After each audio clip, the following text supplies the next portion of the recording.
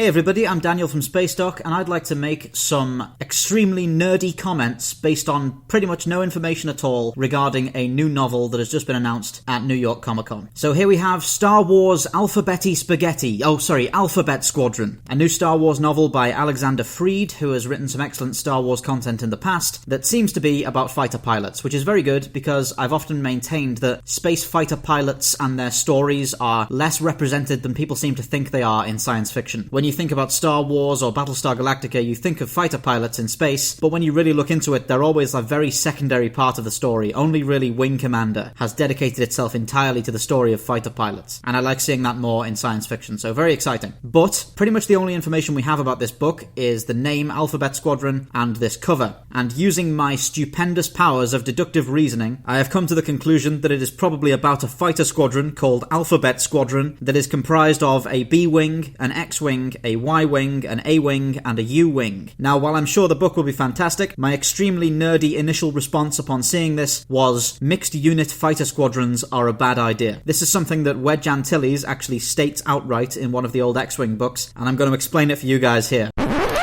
Okay, I just want to butt in on my former self here to explain something that I don't think I made clear enough in the first recording of this. The main reason you keep everything in a squadron the same kind of ship is so that everything accelerates at the same rate, turns at the same rate, enters firing range at the same time. If you have a squadron like this and everybody breaks to port, everybody's going to break to port at a different arc, which is going to increase the possibility of collisions. It's going to force everyone to have to adapt to the slowest ship. It's going to be a nightmare to maintain formation. It quadruples the number of things you need to think about just to keep the squadron functioning in basic maneuvers, let alone in combat. But anyway, let's allow my former self to continue rambling.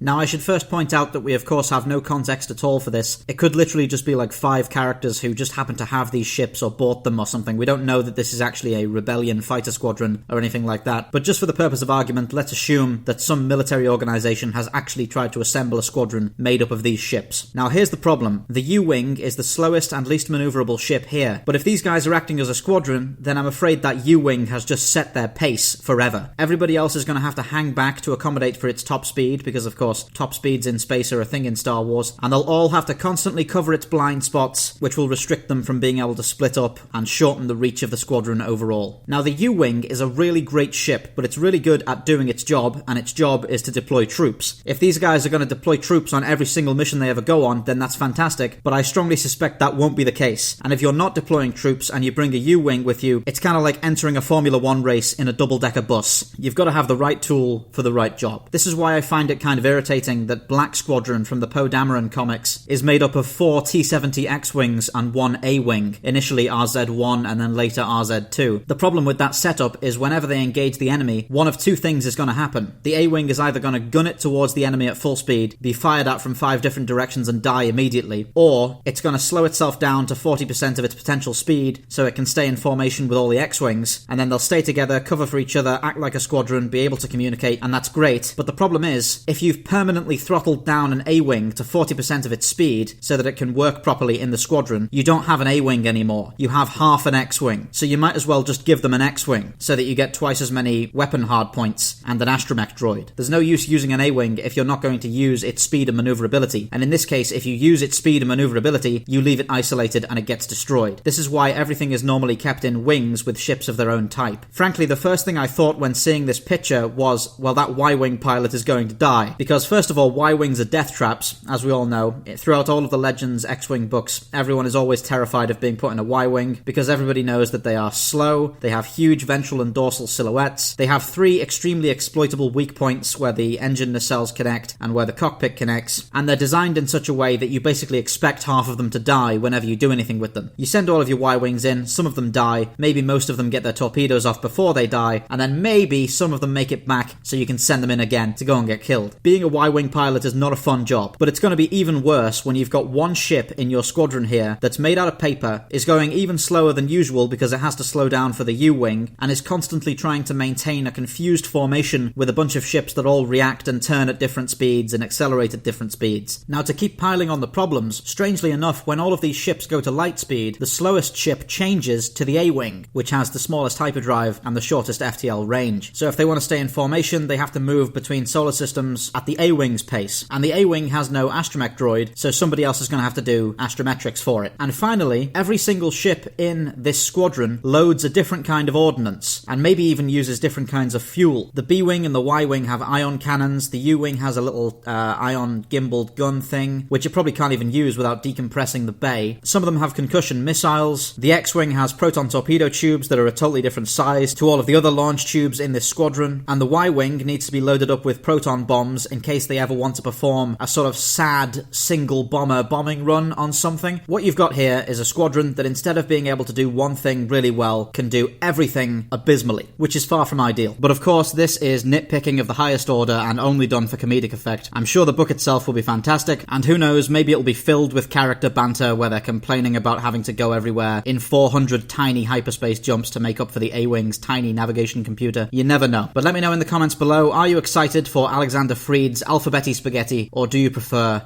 baked beans? Thank you for listening. This is Daniel from Spacedock, signing off. Thank you for watching Spacedock. Please remember to like, subscribe and share for more science fiction spacecraft summaries. If you enjoy the channel, why not consider pledging your support on Patreon? For just $1 a month, you'll be able to access the Spacedock schedule to see what's coming up.